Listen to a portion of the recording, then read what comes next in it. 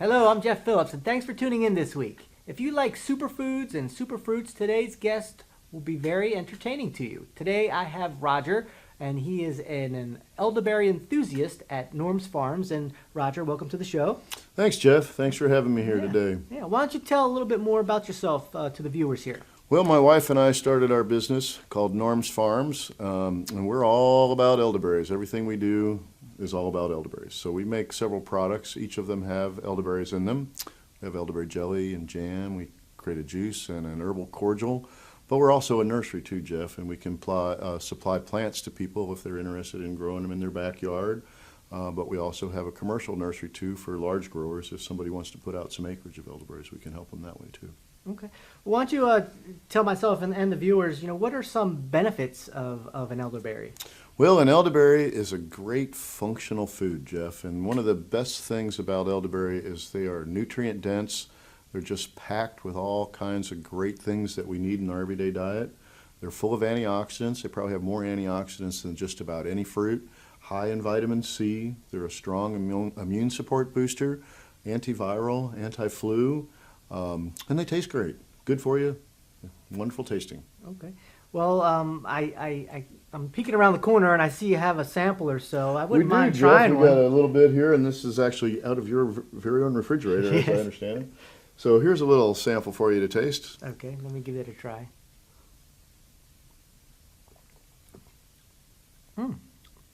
It's good. It's sweet, smooth. But not real sweet. No, it's not. It's not super sweet at all. I think it kind of tastes a little bit like plum juice. Yeah, some people say plum, maybe with a little hint of black currant in there. Yeah, exactly. Other people think it's like a sweet prune juice. Personally, I think it tastes like elderberry. Yeah, yeah, it's good. Thank you. Thank you for that. You bet. Now, so you mentioned it was good for it was antivirus, immune booster. So if I'm Right. sick, is this something that I should take in order to help get over? Well, they do say that elderberry is a great preventative for, things like the flu and colds, sniffles, sore throat, and that kind of thing. It's something that you want to have in your system every day if you can. If you do find that you've got that little tickle in your throat, Jeff, one of the things they found is that elderberry will actually help ease the symptoms and shorten the duration of the flu by nearly half. So, something that might last you a week you'll be over it in, 2 or 3 days instead. Okay. Now, is there any research or any doctors out there that kind of support or? Well, there go is. along There's with been this? a lot of research on the elderberries. In fact, the University of Missouri just recently got a grant for $7.6 million to study some of the health and medical claims about the elderberry. Dr. Oz, everybody knows Dr. Oz, he says that elderberries are the very best thing we can do to prevent flu and colds. He says it's better than getting a flu shot or washing your hands. Wow. So I know whenever he's on the air and he talks about elderberry juice, we always see a spike in our sales. Oh, that's awesome. Awesome. All right. So what other products? Obviously, you make juice out of it. Is there any other products you can make Well, we with do, it? Jeff. One of the other health and wellness lines of products we have besides our pure juice is a recipe we call an elderberry herbal cordial. And that's our pure elderberry juice along with honey, cinnamon, and cloves. Really great for sore, irritated throats. We also make a jelly and a jam, and occasionally we even combine our elderberry juice with some local fruits like the blueberry or the muscadine grape or, different common fruit juices that everybody likes. We have a mission. We say elderberry for everybody every day. So that might mean elderberry wine for somebody, elderberry jam for somebody else, or a shot of elderberry juice in a glass of iced down vodka for somebody, So the idea is that we try to get that out there in different forms that people are going to like and be willing to try. Okay. So if a viewer or myself are interested in getting one of these plants and growing them ourselves, are they difficult to maintain and grow? Well, I'm glad you asked that, Jeff, because elderberries are one of the easiest perennials to grow.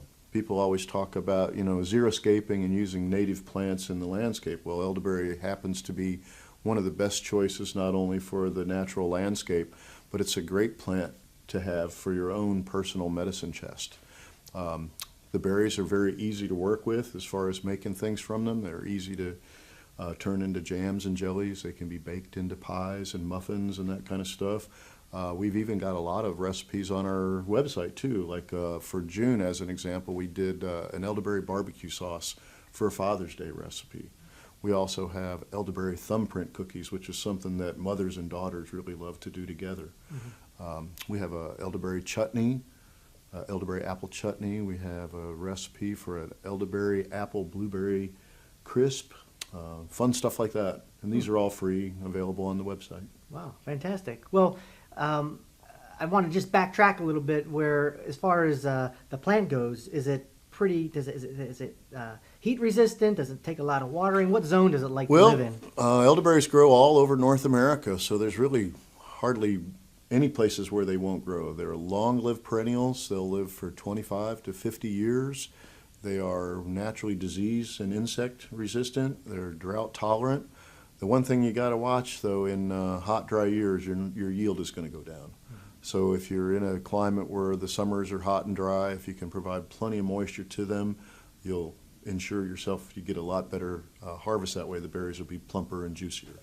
Sometimes in dry years, we'll see the berries actually fall off before they start to ripen. Yeah, wow. Well, very good information. I appreciate you coming in. And if you, the viewer, would like any more information or ask Roger some questions or read some of his recipes, you can go to the website. That'll be at the end of this video. Thanks, and see you next time.